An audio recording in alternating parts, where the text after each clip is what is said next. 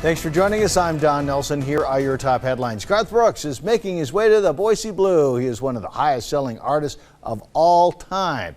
It's been 20 years since Garth Brooks was in Boise last. The announcement comes with excitement from the country radio host, certainly, but also the exciting possibility that other big names will come to town. We've never done a show like this at Albertson Stadium.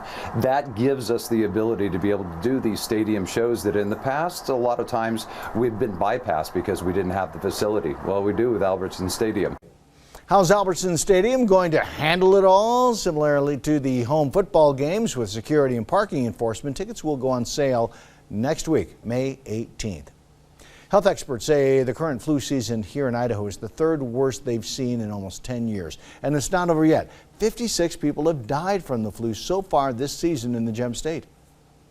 We really didn't start to see a whole lot of influenza-related deaths until later in the season, when influenza AH3 was more commonly circulating.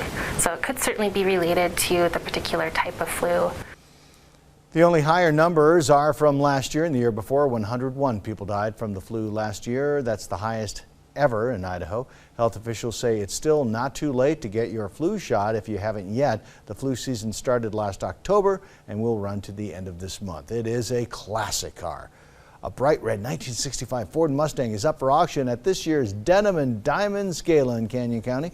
The car auction and gala are the main fundraisers for this year's support for the Boys and Girls Club of Nampa. Les Schwab, First Choice Collision, and Larry Chevron are the original sponsors of this popular raffle. The Denim and Diamonds event is coming up fast and tickets are limited. We're going to be raffling it off on Friday at the Idaho Center for our Denim and Diamonds Gala. We are selling at 1,500 tickets only, and we are selling them for $100 each. The Boys and Girls Club of Nampa serve 230 kids a day, providing a safe place for them to go after school. The club provides tutoring and activities for just $25 a year per kid. The rest is covered by this weekend's charitable gala.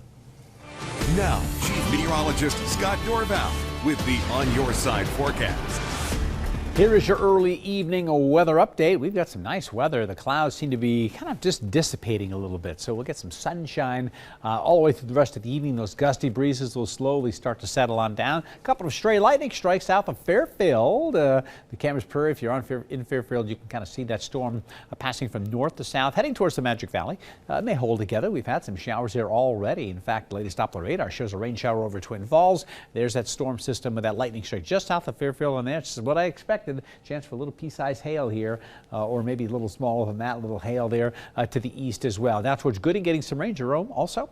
Southwest Idaho not getting much of anything, and a few sprinkles north of Cambridge, some light showers, but those again, they're kind of few and far between. A lot of sunshine around those as our weather continues to drop in from the north. Tomorrow, our weather will actually start to pull in from the north into the east and pushing towards the west, and that's the way some showers and storms may pop in during the afternoon tomorrow. So don't be surprised if you get a stray shower or a storm. But this cooler weather's been working its way out of Canada, and it's pushing to the south, and it's coming over us and will stay with us through the day tomorrow. Then on Friday we'll become in here where we'll get in the 70s as everything starts to push to the east. So that means this big ridge of high pressure brings that heat, wraps it around, and tracks it across the northwest, and that means a major league warming trend coming on in.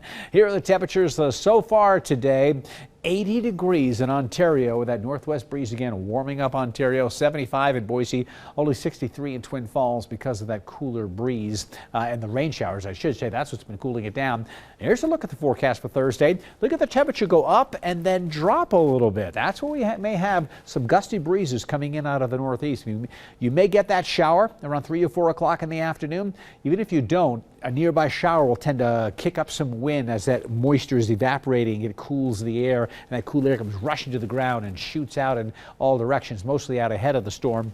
And that's why we can get some gusty breezes and some cooler temperatures and comfortable readings. And then later in the evening, it will be just fine. But 3 or 4 o'clock seems to be the time frame. There's that dip in the temperature and then a huge spike. Look at that, up to 86 on Sunday and Monday. That's close to 90. And then all the way back down to the upper 60s to near 70 by the following weekend. Here's the way it looks on the extended forecast here. That 20% chance of a shower, 68 degrees, the coolest day. My pick day of the week is Friday at 74, and then in the 80s on Saturday and Sunday before we start to slowly slowly cool things down for the following weekend. That's your evening weather update. Have a great evening. I'll have more updates for you later tonight.